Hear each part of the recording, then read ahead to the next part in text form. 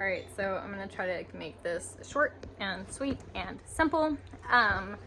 So I had my appointment with the geneticist today, so we were trying to get an official diagnosis on my joints. So like for the past almost 5 years, my dysautonomia doctor and then even more currently, my primary doctor have suspected something like Ehlers-Danlos syndrome. And so we knew I was hypermobile. We knew that like I had, stretchy skin and all of these things that are typically pretty common in Ehlers-Danlos. And so anyway, I went in for the geneticist today. They are referring me to somebody else, but what they are saying is, and I don't know much like difference wise, so maybe some people can help educate me a little bit in the comments because I'm still trying to figure it out and learn myself. But anyway, so they did the what's it called, the Brighton score testing, I guess is what it's called anyway, where they had me do a couple of different things just to, what's the word, review my hypermobility, like how hypermobile am I, what joints are affected, things like that.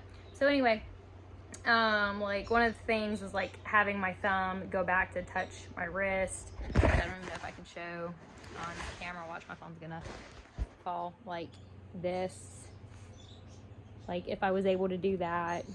And then there were like a couple other things. So anyway, after the appointment, well, not after the appointment, after the nurse, did her thing, the doctor came in, and what they are saying is that they're not calling it Ehlers-Danlos because I guess typically from what the doctor was explaining with EDS, that typically, like, they even had me like open my mouth and were like looking at my palate.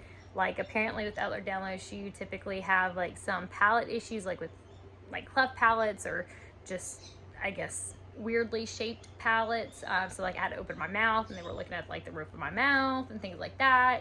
And then they were, what was it? They said something else about like asking if I had ever had like any type of like hernias, because apparently like abdominal or like umbilical hernias are pretty common with like Ehlers-Danlos. So like they were just going through like a couple of things. And so apparently they're not going to say like they're not even saying like it's hypermobile Ehlers-Danlos syndrome, because I don't have a palate issue and I don't have hernia issues. That's what they said. So I'm trying to relay here to give you guys an update. So basically, they're saying that I have generalized hypermobility, which from the little bit I'm able to like research, I'm trying to do research on it myself. They did say that, I am hypermobile, that, that does explain why my joints sublux and dislocate. I actually had joint subluxing at the appointment. And so they said that basically whether it was hypermobile Ehlers-Danlos syndrome or whether it's the generalized hypermobility, like treatment options are like the exact same.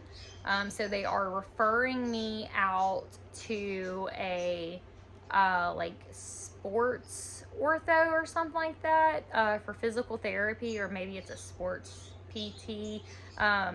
Anyway, something sports, and this specific person has taken an interest in individuals with hypermobility, and so like that's kind of like what they specialize with. And so anyway, they're going to send me out for that, and we're looking for potential braces to try to keep certain joints from subluxing and shifting out, keep everything a little more controlled, and maybe even some physical therapy. So the concept from what the doctor was telling me is that since I am hypermobile, that my ligaments aren't going to hold things like together, like they're not going to hold my joints together, but maybe we can strengthen certain muscles in certain areas to try to like hold things together.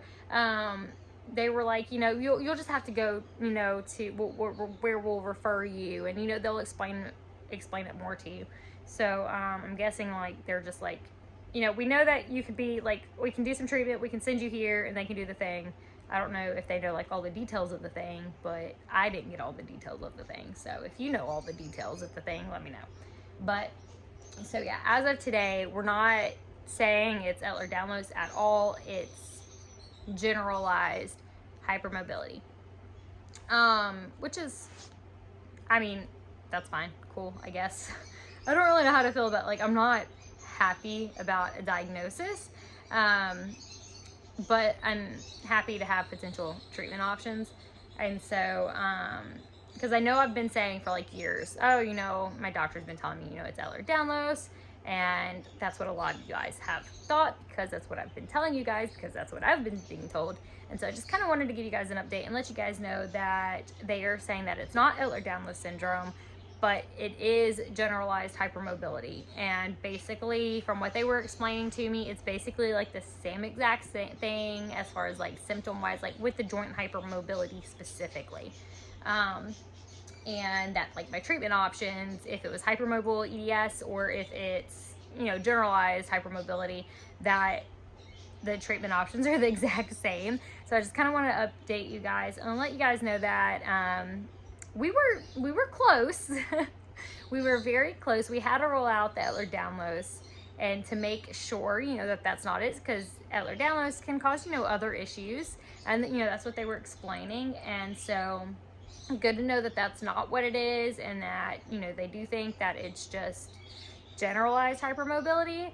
But like they didn't do any type of like genetic testing on me, or like they didn't take labs, didn't do anything like that. It was literally just like, I don't know how else to explain it except for like an evaluation of my body. So yeah, there's my update, and I'll continue to update you guys. I've got some other updates that I am gonna share slowly but surely and over time.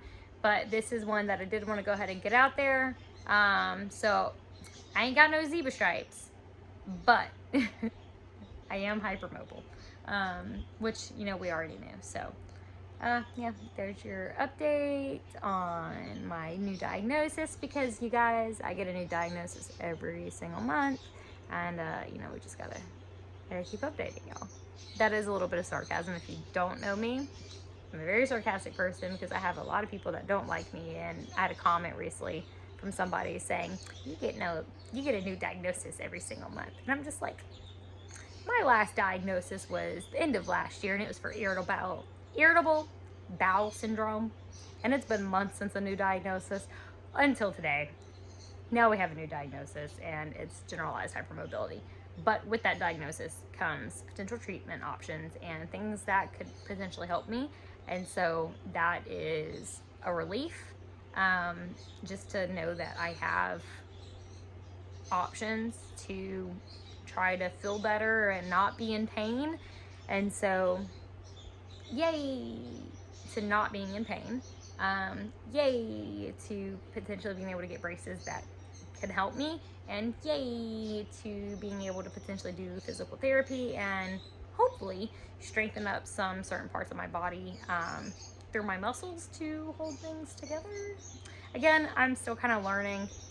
I've got to figure out, I want to do more research and try to figure out like what I'll like to expect with physical therapy and stuff.